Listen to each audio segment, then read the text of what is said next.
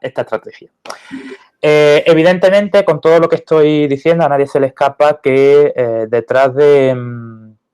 los objetivos de este proyecto, detrás de la metodología, detrás de todo lo que voy a hablar,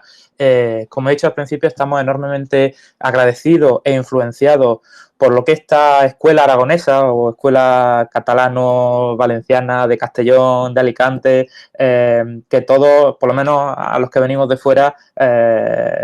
formáis, como digo, un equipo, una línea, una estrategia de trabajo que nos sirven de estímulo, que nos sirven un poco de guía a la hora de plantear nuestros propios trabajos. Las palabras del siempre polémico y bien querido, al menos por mí, y creo que por algunos de los asistentes también, Miquel Barceló, cuando hablaba de que estos procesos de expansión feudal, estos procesos de conquista y colonización suponían una orientación autoritaria de la gestión campesina, que implicaba una erosión continuada de la autonomía de estos trabajadores del campo, y que por lo tanto había que entenderlo en términos de qué se produce, dónde se produce, cómo se produce, cuándo se produce y cuánto se produce, ¿no? En este sentido, desde el principio, en este proyecto que es eminentemente arqueológico, quizá se nos puede acusar y pecamos de ello y lo reconocemos, de un cierto desapego o una cierta falta de atención en la profundidad que requeriría por parte de la fuente escrita, pero este proyecto, como digo, eminentemente arqueológico, tiene la virtud de contar con una serie de especialistas, como decía antes, los firmantes de esta propia ponencia, y algunos otros que están especializados en diferentes técnicas de análisis de laboratorio, que creo que constituyen todas ellas la marca de calidad, digamos, o la marca que diferencia este proyecto de otros. Intentamos integrar diferentes técnicas de análisis de laboratorio, desde la geoarqueología, sobre todo micromorfología de suelo o análisis de fitolitos, la arqueobotánica, analizando diagramas polínicos, analizando las semillas y carbones que salen en las excavaciones, todas las cuestiones de análisis espacial y de uso de los sistemas de información geográfica, los trabajos sobre zooarqueología que lleva a cabo Marcos García García, análisis biomoleculares, sobre todo análisis isótopo y de ADN, para ver esas cuestiones de consumo y de movilidad de las que hablaba antes, a ver si hay movilidad entre fronteras, o la reciente incorporación también de la arqueometalurgia que lidera nuestra compañera Yaiza Hernández Casa. Toda esta batería, digamos, de análisis se centran o se estructuran en torno a una serie de yacimientos y áreas de estudio, algunos propios, es decir, algunos sitios en los que estamos trabajando nosotros directamente, y otros en los que intentamos establecer pues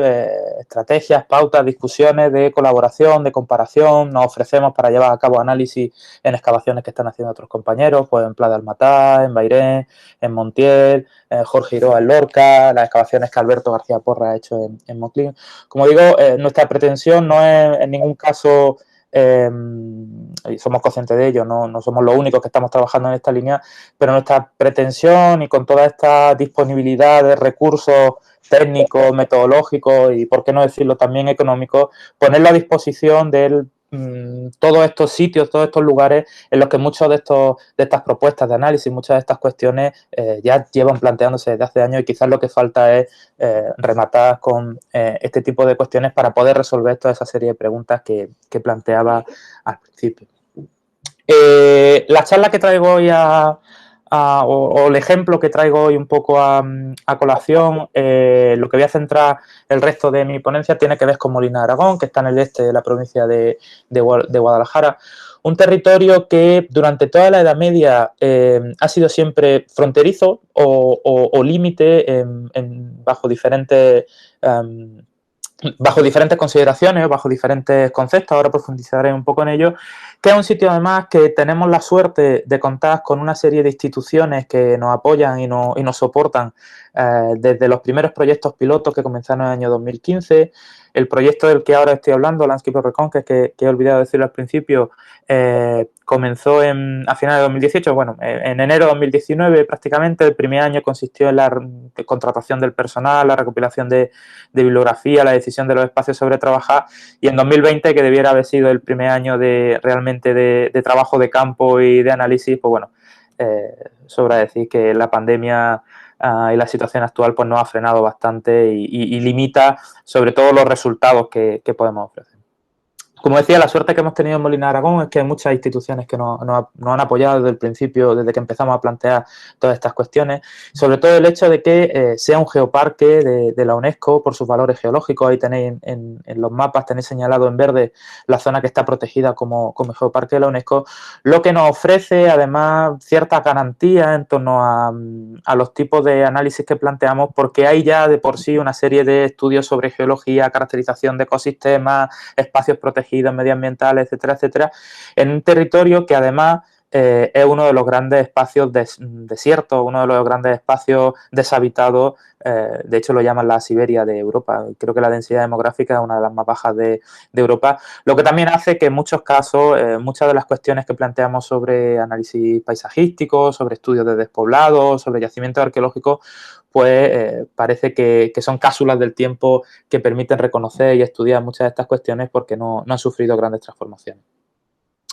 Decía que el espacio de Molina de Aragón, que sintetizamos en el territorio que extraigo de la provincia de Guadalajara, que pueden ver a la derecha de la imagen, este territorio, digamos, que hoy en día se reconoce como la tierra de Molina o el espacio que depende de Molina, que es el principal núcleo de población en el este de Guadalajara, es el resultado de diferentes fronteras, de diferentes procesos de conquista, de colonización, de asentamiento que hubo en la Edad Media. Comenzando con el propio proceso de islamización, la integración de estas tierras en Al-Ándalus, en el que hay diferentes tribus de origen bereber que se instalan en estas tierras, en lo que a nosotros nos compete sobre todo los Banú Dilnún, que por estos entonces eran Banú Zanún, no habían cambiado todavía el nombre, pero bueno, utilizo lo de Banú Dilnún para ese referente luego con la taifa de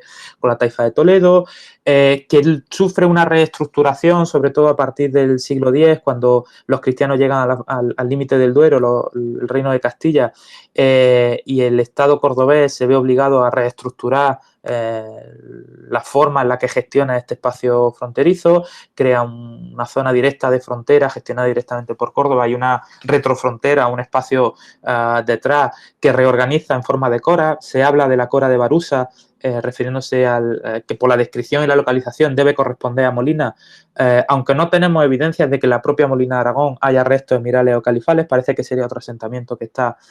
unos kilómetros al norte de Molina de Aragón, lo que llaman Molina la Vieja, la gente del lugar. Finalmente, en época taifa, un espacio disputado, sobre todo entre la taifa de Toledo y la taifa de Zaragoza, es el momento en el que emergen muchos poderes locales en esta zona. Incluso se ha planteado en algunos momentos si pudo haber una taifa de Molina, a partir de algunas referencias escuetas, problemáticas, como son el propio poema del Mío Cid, en el que se menciona un gobernador, Abén Galbón, que es amigo personal del Cid, que acoge a la familia, que ha dejado un rastro toponímico en Molina a partir de asentamientos como el de Mingalvo, la torre de Mingalbón, la aldea de Miguel Bon o el puerto Mingalvo, que es otro de los accidentes geográficos que nos permiten, si no planteas que existiese realmente esta taifa, sí que apostar por un espacio de cierta independencia en cuanto a la agencia política que gestionaba todo este territorio y de disputa siempre entre la taifa de Toledo y la taifa de Zaragoza. Finalmente, a partir de la conquista cristiana, tanto castellana como aragonesa, durante la propia tierra de Molina fue conquistada por tropas de Alfonso I y durante unos primeros 5 o 6 años fue un espacio de realengo dependiente de la corona de Aragón. Finalmente se lo quedó la familia de Lara, con Manrique de Lara como primer señor de Molina a partir de 1138, y a partir de ahí una dinastía que nos permite entender la existencia en estas tierras de un señorío feudal, algo prototípico, me atrevería a decir, en cuanto a la gestión en manos de una casa nobiliaria que mantendrá una fuerte independencia, una fuerte reacción a las tendencias centralizadoras de Castilla, siendo, como digo, siempre un espacio fronterizo y que incluso en algunos momentos, como ocurrió entre 1369 y 1375, Molina pasó a ser un territorio dependiente del rey de Aragón, de Pedro IV de Aragón, para después en 1375 volver a integrarse hasta hoy en día ya en la corona o el territorio de Castilla, constituyendo por lo tanto esa frontera, en el momento en el que se aleja la frontera de Al-Ándalus de estas tierras, constituyendo un nuevo espacio fronterizo entre la corona de Castilla y la corona de Aragón, que será escenario de múltiples batallas. Antes mencionaba Miriam la guerra de los dos Pedros, también en este espacio hubo bastante conflictividad en este sentido. Centrándonos ya en el caso de Molina de Aragón, para el estudio de todas estas cuestiones intentamos, apostamos por 3 escalas de análisis. Hace poco publicamos, vamos, en enero o febrero creo que salió, publicamos un trabajo en el que definíamos un concepto, el de Castelscape, un concepto un tanto abstracto, que no refiere a una dimensión física que pueda ser medida en términos cartesianos, sino que es una especie de esfuerzo por situar los asentamientos fortificados dentro de contextos medioambientales y paisajísticos más amplios, más allá incluso de las típicas análisis de cuencas visuales o de áreas de captación de recursos económicos, sino también en relación con el rol que tuvieron estas fortificaciones, en tanto que son espacios de asentamiento del poder, de los agentes del poder o de la élite que pudieron promover en mayor medida la imposición de esos regímenes autoritarios que trajeron consigo los cambios en el paisaje y en el territorio, y en este sentido pues ver la relación que tienen estos espacios fortificados con la reconfiguración de territorio, el uso del suelo, la organización del poblamiento, de forma que esto de Castelscape queda definido como el paisaje cultural asociado a la biografía de un castillo, y por esa misma razón, porque es la biografía de un castillo, no es un término que pueda estandarizarse y utilizarse de igual manera para cada ejemplo, para cada caso de estudio que abordemos. En el caso de Molina de Aragón, como digo, utilizamos 3 escalas de análisis, una escala en el sitio, una escala territorial, eminentemente administrativa, que tiene que ver con todos esos juegos de poder político, bélico, de definición de fronteras, definición de límites territoriales, administrativos, y luego una escala de paisaje en un sentido más relacionado con las cuestiones relativas a la explotación de los recursos naturales y la caracterización pues, de espacios de cultivo, espacios de ganadería, espacios de explotación salinera, mineros, etcétera, etcétera. Si nos vamos a la escala de sitio, tenemos la suerte también de que en Molina de Aragón, dentro del vacío arqueológico que es este espacio del centro de la península, en el que prácticamente no hay excavaciones arqueológicas entre el norte de Guadalajara, el este de Guadalajara y el sur de Soria, no tenemos más de 15 o 20 excavaciones estratigráficas, es decir, con contextos medievales, es decir, es pobrísima la situación en este sentido, pero Molina, como digo, es una excepción porque sobre todo Jesús Arena, en la década entre 1997 y 2007, llevó a cabo varias excavaciones en este conjunto fortificado, al que se alude a menudo como un castillo, pero no es tal, es decir, una villa fortificada que estaba densamente ocupada, densamente habitada en su interior, que fue creciendo y que en un determinado momento, a partir del siglo XVI, se despobló la parte alta de este espacio fortificado y el pueblo actual de Molina queda en la parte llana más cercana al fondo de valle y al río, lo que da esa imagen de castillo al que hoy en día recibe el nombre el espacio, pero que, como digo, no es solo un castillo, sino que fue una villa fortificada. En las excavaciones anteriores se han podido identificar fases de ocupación desde el siglo XI, con distintas reformas en época cristiana, sobre todo en los siglos XII y XIII, tanto en una torre exenta que hay, la conocida como Torre de Aragón, que es esta que tenéis aquí en la imagen, excavaciones que se hicieron en la Alcazaba, que permitieron documentar incluso fases de ocupación del siglo XIX debido a tropas carlistas, primero a tropas francesas y luego a tropas carlistas, o quizás lo que es más conocido de Molina de Aragón, que es el barrio judío, la judería, en la que se excavó una sinagoga, un baño ritual y una serie de viviendas y estancias, que es lo que se ha conservado, lo que se ha musealizado y lo que es más fácilmente visitable en este conjunto. Ahí pueden ver una de las pocas fases que hoy en día se pueden visitar de época andalusí. Casi toda la imagen del castillo remite en realidad a la fase del siglo XIII, del siglo XIV, de la hegemonía de la familia de los Lara, pero dentro de la Torre de Aragón sí que se ha conservado parte de esos muros de tapial sobre los que se asientan las continuas reconstrucciones y reparaciones ya en época cristiana. En esta villa fortificada o en este castillo, como digo, desde el año 2015 hemos aplicado diferentes estrategias, excavaciones, reexcavaciones de antiguos sondeos que se habían hecho con anterioridad, con los consiguientes estudios de cultura material, de cerámica, de metales, un estudio intensivo de toda la arquitectura de la fortificación, análisis de fuentes escritas, aunque, como digo, es el principal debe que tiene este proyecto, y también prospecciones geofísicas. El estudio de la arqueología de la arquitectura o del espacio fortificado nos ha permitido identificar distintas fases de evolución del asentamiento con algunas ciertas incoherencias, lo cual creo que es habitual en este tipo de estudios porque no llegamos a reconocer con exactitud cuál es la forma o cuáles son las dimensiones que debió tener el asentamiento en época andalusí. Como digo, no tenemos restos anteriores al siglo XI, es decir, parece que en realidad una fundación de esa época taifa o de esos gobernadores que sí son mencionados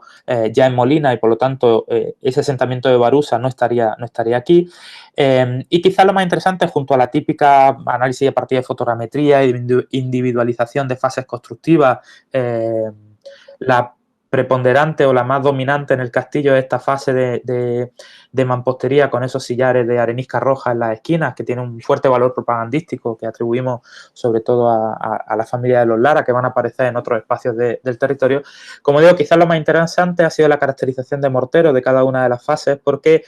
aunque no tengamos fechas ni cronología cerrada, sí que la identificación de los distintos tipos de morteros nos ha permitido hacer comparaciones con las fortificaciones que hay en el resto del territorio. Entonces, aunque no tenemos, como digo, cronologías exactas, cerradas, de en qué momento se construyen o reparan o reforman determinados asentamientos, sí que podemos asimilar a partir de esta caracterización a las fases que sí conocemos mejor de evolución de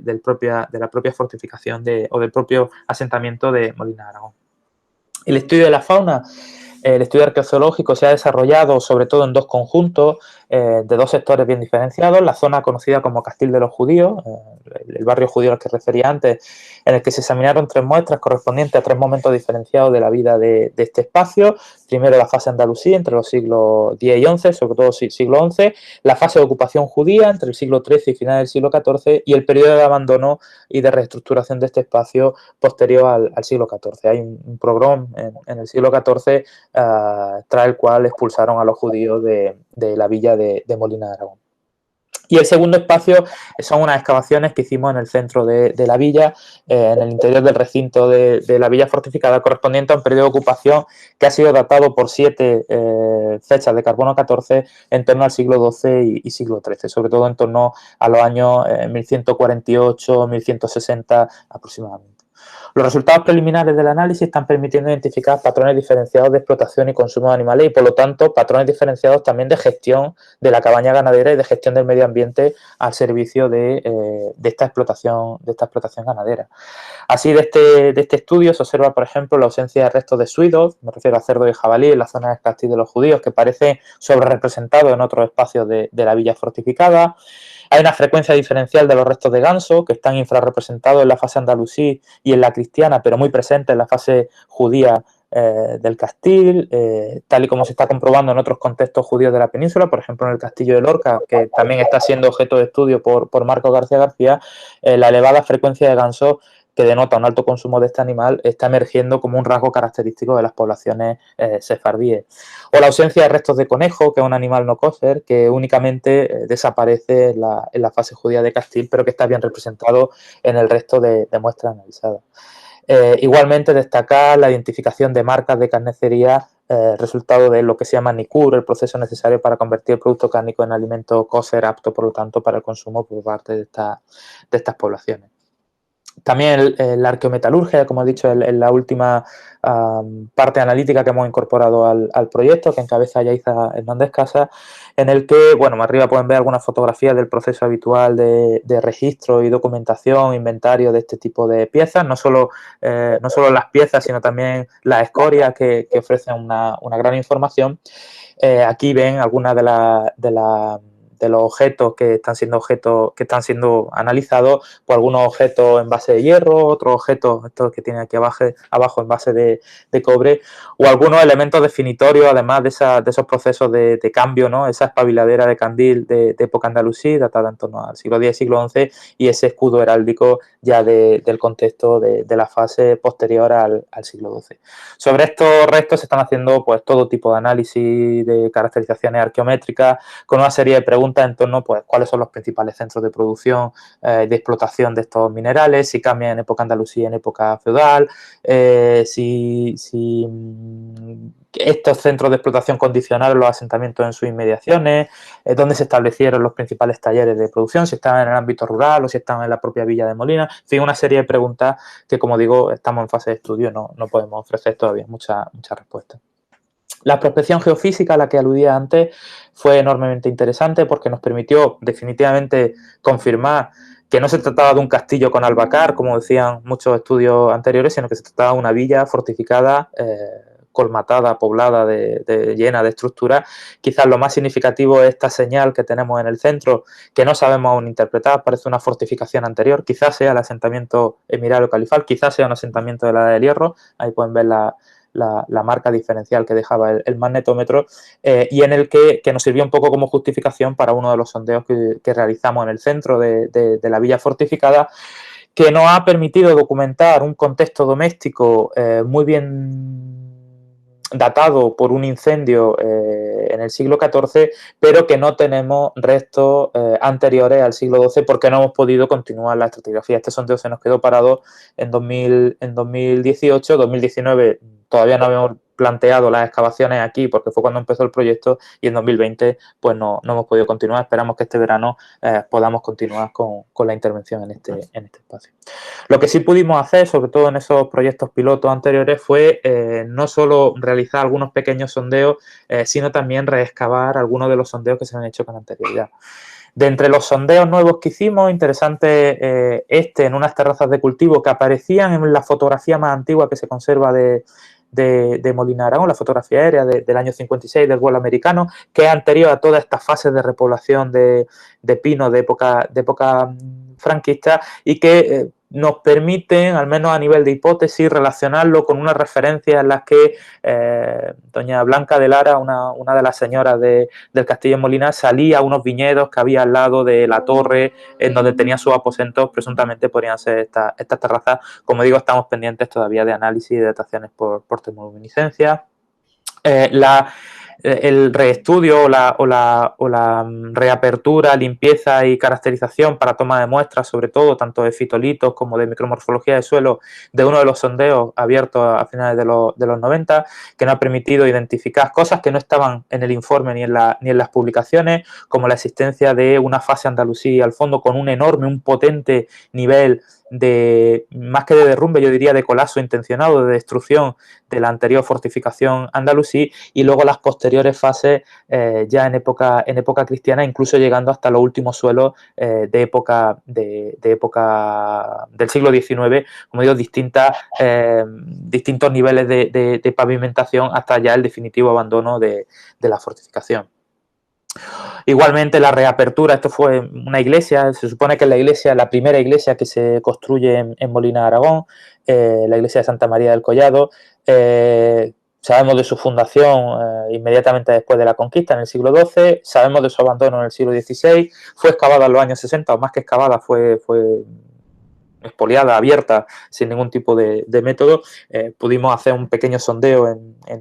para caracterizar por lo menos algunos de los perfiles, y ahí pueden ver pues la fase original del siglo XII con esos grandes bloques haciendo las veces de pavimento, el último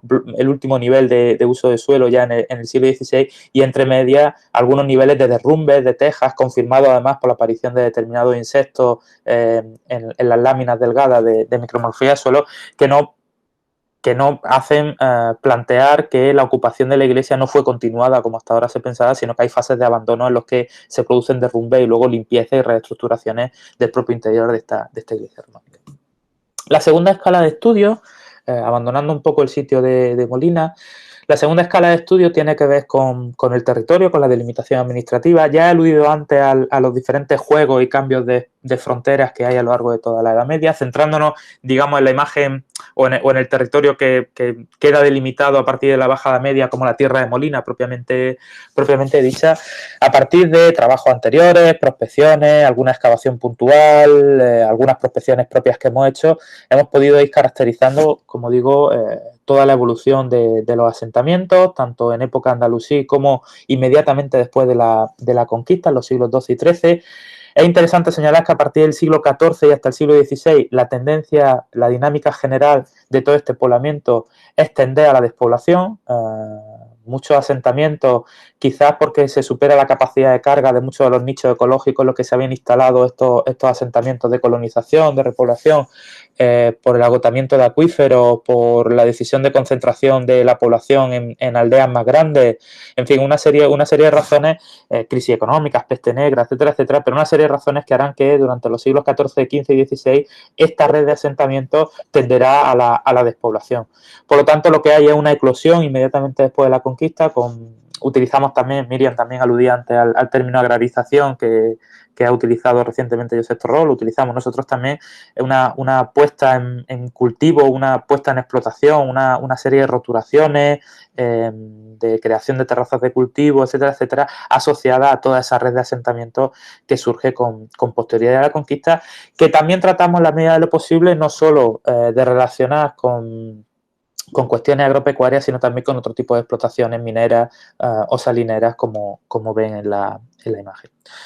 En lo que respecta a la localización de fortificaciones, por ejemplo, los siglos XII al XIII, que pueden ver en la imagen, tanto los principales castillos como las principales torres, vemos como hay una cierta organización del territorio en torno a las dos principales zonas conflictivas, la frontera con Aragón, sobre todo con Teruel y con Calatayud, la frontera con Medinaceli, que será otro de los espacios en torno al río Mesa, otro de los espacios de habitual confrontación por límites territoriales en este espacio, y luego una red de asentamientos, de fortificaciones, sobre todo principalmente de torres, que permiten controlar las rutas de comunicación que acceden hacia la capital del propio territorio.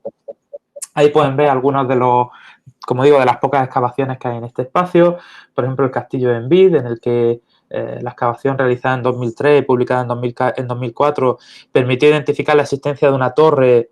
andalusí datada en el siglo XI, con una serie de reformas en los siglos XII, XIV y en el XV y XVI, hasta su conversión en una especie de castillete pequeño, fortificado,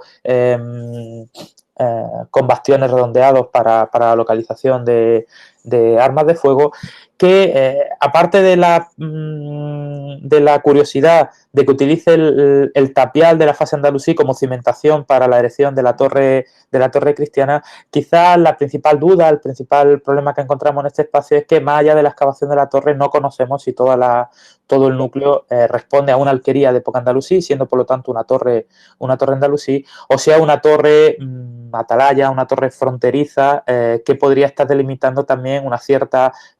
frontera, digamos, entre ese espacio de la taifa de Toledo, con esos gobernadores más o menos independientes de una supuesta taifa de Molina, en cualquier caso dependientes de Toledo, intentando ser conquistados por Zaragoza permanentemente.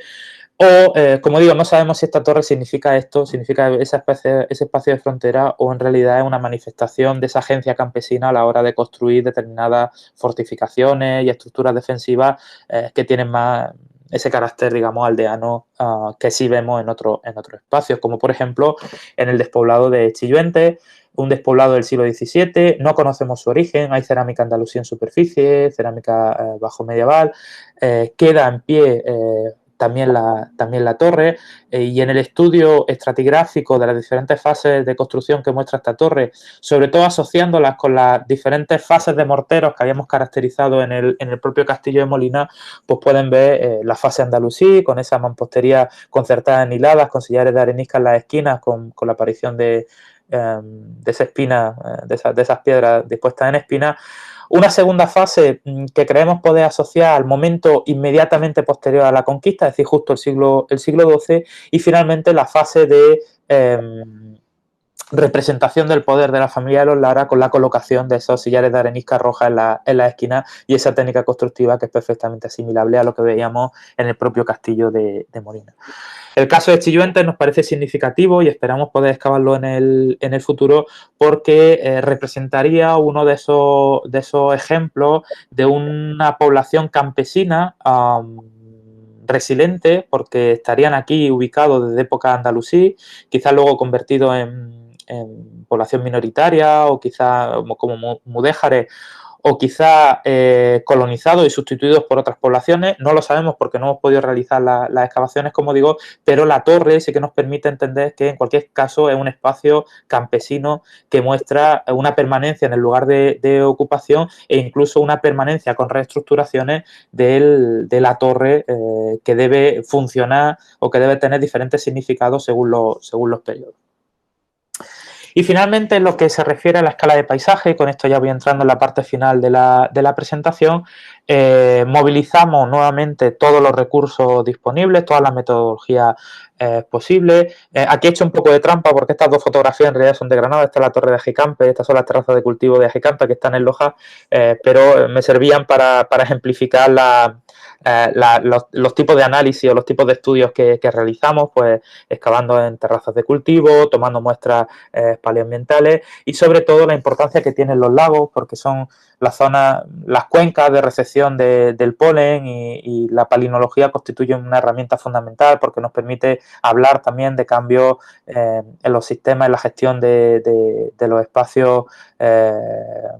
agrícolas, forestales, del paisaje en definitiva, a una escala más grande como corresponde o como le queremos otorgar a esta escala de paisaje a la que nos referimos. Intentamos también aplicar diferentes técnicas de teledetección. Esto es un trabajo un poco pionero, con combinaciones RGB de imágenes de satélite, Landsat y Sentinel, con la idea de intentar documentar los espacios de mayor concentración o mayor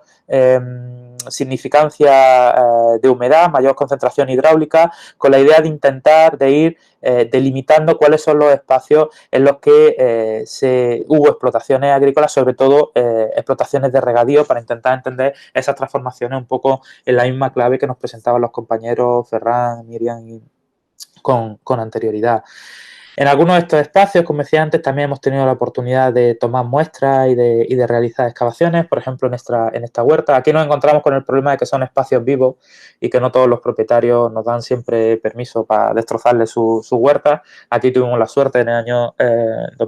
2017 de realizar un pequeño sondeo en uno de estos espacios de huerta que nos permitió, no sé si se ve bien en esta imagen,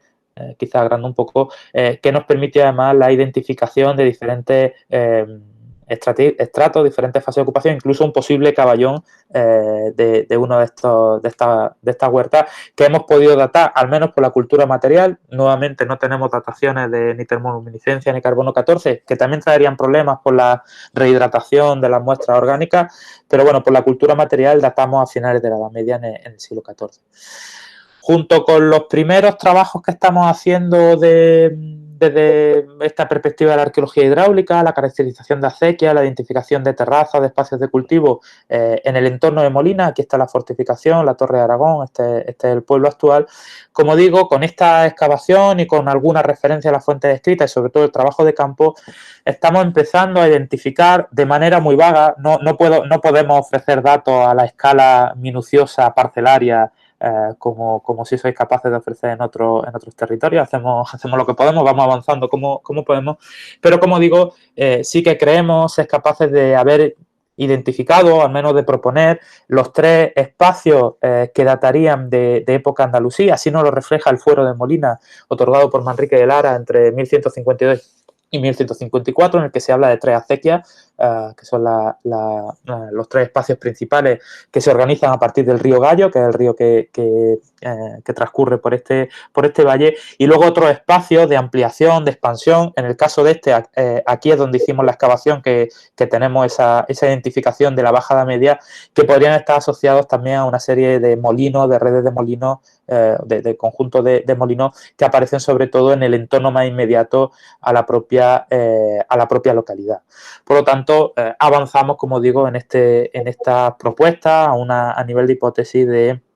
intensificación y expansión del propio regadío, no solamente de las tierras de secano, sino también del propio regadío tras los procesos de conquista y colonización bajo medieval. También estamos reinterpretando algunos otros trabajos, otros asentamientos, otros estudios anteriores. Por ejemplo, los trabajos que se hicieron en la Olmeda de Coveta, esto sí que lo publicamos en el capítulo aquel del libro de Trigo y Ovejas. Lo recuerdo, lo refresco, o para quien no lo haya leído, la Olmeda de Coveta, en el que se hicieron unas excavaciones en este espacio de aquí de un yacimiento prehistórico, hay una fortificación de la del Hierro, que a partir de esas excavaciones se hizo una caracterización de los usos del suelo del espacio inmediato al asentamiento. Ahí tienen la planta con la muralla ciclópea, con esos bastiones característicos de la segunda edad del Hierro en estas tierras, que se hizo un análisis polínico intensivo del interior del propio asentamiento, pero que jamás se había interpretado en términos o en clave de lo que ocurre en la Edad Media. Simplemente se presentan las 4 fases en las que se divide el diagrama polínico y se atendió solamente a la primera fase porque correspondía a la fase de ocupación prehistórica. A nosotros nos interesa especialmente lo que ocurre en la segunda fase y la tercera fase del diagrama polínico, porque los diferentes indicadores, no me detengo en ellos porque es un poco complejo, pero bueno, los indicadores, los tasones de árboles de ribera, la aparición de picos de indicadores escropófilos, de aparición de leguminosas, lo que nos están indicando es que hay una fase mucho más húmeda que correspondería a la época andalusí, en la que hay una diversificación de tipos de cultivo y un paisaje agrario mucho más diversificado, y una fase ya en época posterior a la conquista castellana en el que la tendencia es a intensificar la explotación ganadera con la aparición sobre todo de un espacio en el que se recuperan algunas especies arbóreas, pero sobre todo la reintroducción de la encina y el álamo como principales indicadores. Esto se puede relacionar perfectamente con los estudios que tanto Jesús Arenas como Julián Ortega plantearon en este espacio a nivel de ocupación de asentamientos, con la identificación de una serie de asentamientos anteriores a la Edad Media, que habría que relacionar con el asentamiento prehistórico, un par de alquerías de época andalusí relacionadas también con esas terrazas de regadío, como ven en este esquema, y luego la concentración, el abandono de esta alquería y la concentración del hábitat en torno a la Olmeda de Coveta, con la expansión, como decía, no solo también del espacio hidráulico, como veíamos que ocurría en el entorno de Molina, sino también la conversión de todo este espacio, todo lo que tienen en esta imagen, la conversión de todo este espacio en la gran dehesa, que es como se conoce hoy, la dehesa de la Olmeda de Coveta, destinada a esa explotación eminentemente ganadera. Inspirados por este tipo de trabajo, como decía, seguimos con muchos debes en lo que se refiere a la documentación escrita, pero inspirados por estos trabajos estamos analizando algunas otras zonas, por ejemplo, en torno al castillo de Zafra, castillo que se ha hecho muy famoso porque aparece en Juego de Tronos, pero bueno, más allá de este elemento anecdótico, interesante también la mención a la existencia de espacios de dehesa justo en las inmediaciones de la frontera con Teruel en esta época. Conocemos algunos pleitos por el uso de los espacios de ganado en estos momentos, y como digo, se relaciona además esta dehesa con la mención a Alcalá, que aquí se cita como aldea de Molina, pero que en otros documentos, y por lo que hemos podido reconocer en superficie, es un espacio que está desde este mismo siglo XV despoblado. Es decir, no sabemos si constituiría uno de esos despoblados habitados de los que se mencionan también en otros estudios, que pudieran corresponder, como digo, a lugares que antiguamente fueron aldeas y que se habían quedado constituidos en algo parecido a esos cortijos que se presentaban anteriormente para el territorio andaluz. Ahí pueden ver la imagen, la imagen de esa dehesa que aún hoy en día está explotada por las cabañas ganaderas, como recientemente pudimos ver en algunas fotografías. A ver, que pase la lámina. Perdona, que no pasa. Ay, se me ha quedado cortado esto. Ahora. Y ya por último, y con esto acabo, otra de las líneas de trabajo del proyecto tiene que ver con la difusión y la divulgación. Mencionaba antes la suerte que tenemos de estar trabajando en un espacio que es Geoparque de la UNESCO. Sin embargo, nos encontramos con un problema, y es que el patrimonio cultural y el patrimonio natural están totalmente segregado a nivel de explicación, es decir, los paneles explicativos, las rutas de turismo, las rutas senderistas, la atracción por parte de la oficina de turismo, segrega totalmente lo que es el patrimonio natural de lo que es el patrimonio cultural. Y digamos que a partir de este concepto del castle'scape del que hablaba antes, a partir sobre todo de la explotación, de la búsqueda de las canteras, de explotación de la piedra que se utilizó para la construcción del propio castillo, estamos intentando hacer esfuerzos y encaminándonos con la modificación de algunos paneles en el museo, con las propuestas de nuevos paneles interpretativos en el propio geoparque, intentando, como digo, ir integrando esos dos patrimonios, tratando de entender que ni todo es 100% cultural ni todo es 100% natural, sino que es una imbricación, unos procesos que son compartidos y que deben mucho a este periodo fronterizo de la Edad Media. Y en este mismo sentido de difusión y divulgación acabo con la retahíla de redes sociales, página web, canal de YouTube, en el que denle al like, síganos, en fin, estas cosas que se dicen, en el que tenemos una enorme cantidad de recursos, vídeos, publicaciones, referencias a los trabajos que estamos haciendo en este sentido. Y sin más, muchas gracias por su atención. Creo que no me he cedido de tiempo. Ya está, gracias.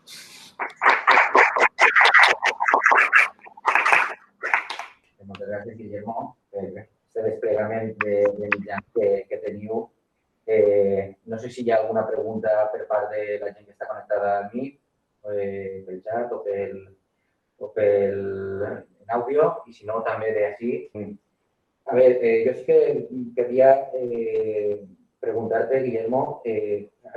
nos has mostrado todos los métodos que estáis utilizando para el estudio de este territorio. También nos has comentado un poco los cambios entre época andalusí y época cristiana, y después, como en el siglo XV-XVI, hay una cierta despoblación, pero si me pudiese hacer una síntesis de las principales transformaciones históricas que se producen en el paisaje, ¿esto ya lo tenéis más o menos claro o aún está en proceso de estudio? A ver, no me atrevería... Uy, se está doblando el sonido. No sé si por tener algún micrófono abierto. No me atrevería a establecer conclusiones definitivas. O sea, trabajamos todavía a un nivel de hipótesis porque en gran medida lo que sí tenemos más avanzado es el estudio de la organización de asentamientos, pero todo el tema de explotación, de qué tipo de cultivo hay, del tamaño, la dimensión de estos espacios. Os he presentado el caso del entorno de Molina, pero el resto de sitios no me atrevería a establecer conclusiones definitivas. Sí que la tendencia suele ser a los espacios de regadío existentes ampliarlos cuando están junto a núcleos más grandes, los espacios de regadío existentes junto a pequeñas alquerías que se despueblan, se los come el secano o se utilizan los propios canales para establecer molinos. Hay una tendencia a que se despueblen todos los asentamientos andalusíes, muy pocos perduran. Os he puesto el caso de Chilluentes, pero muy pocos. Me atrevería a decir que de algo más de la veintena de yacimientos andalusíes que conocemos, 5 o 6 solamente permanecen luego en época feudal. Es decir, todo es producto de colonizaciones, de agrarización, de nuevos espacios, y prácticamente ninguno de estos nuevos espacios aparece asociado a grandes espacios de regadío. Tienen pequeñas huertas, aprovechando algunos de los acuíferos, pero casi todos están asociados a extensión de tierras de secano. Y luego una intensificación ganadera enorme, que eso también lo refleja la documentación escrita, pero no sabemos porque, bueno, por ahora solamente tenemos dos columnas, dos diagramas palinológicos, el que os he mostrado antes del yacimiento de la Olmeda, de la dehesa de la Olmeda, y hay otro en la laguna de Taravilla, y en ambos casos lo que muestra es esa intensificación de la actividad ganadera a partir del siglo XIV, sobre todo. En el XII-XIII se mantienen los estándares que hay en época andalusí, pero como digo, solamente tenemos estos dos datos. También estamos viendo, por ejemplo, a nivel arqueometalúrgico, sí que parece haber un cambio en la tendencia, pero eso parece que es generalizado en todo el andaluz, un cambio en la tendencia al tipo de metal predominante para la fabricación de utensilios, con lo cual, utensilios de uso doméstico, de uso habitual, con lo cual sí que cambiarían las zonas de explotación minera también. Pero como digo, más allá de esto, el resto serían fábulas, todavía no no me atrevería a decir nada más seguro. Bueno, que ya es, lo que has dicho ya confirma un poco lo que también se puede ver en otros lugares, pero aquí lo estáis comprobando con recursos ecológicos y medioambientales. Otra cuestión sobre este tema. El proyecto, como habéis dicho, se ha quedado un poco paralizado en el 2020, porque no habéis podido hacer mucho movimiento allí. ¿Tenéis para largo? Sí, el proyecto llega hasta 2023, pero suponemos que nos van a extender otro año más por el año este que que se nos ha quedado un poco en blanco, está solicitado, pero mínimo hasta 2023. O sea, todavía nos faltarían 2 años de trabajos de campo intensivo y de laboratorio y un año final de recopilación, debate, discusión, congresos, etcétera, etcétera. Pero vamos, que lo ideal hubiese sido que 2020 y 2021 fuesen los de trabajo de campo, así que llevamos un año de retraso. No sé si ya acabo por otra cuestión, pero sí. No, pues amb això donem per conclosa esta participació. Moltíssimes gràcies, Guillermo. Gracias a vosotros. I ara passem a la següent,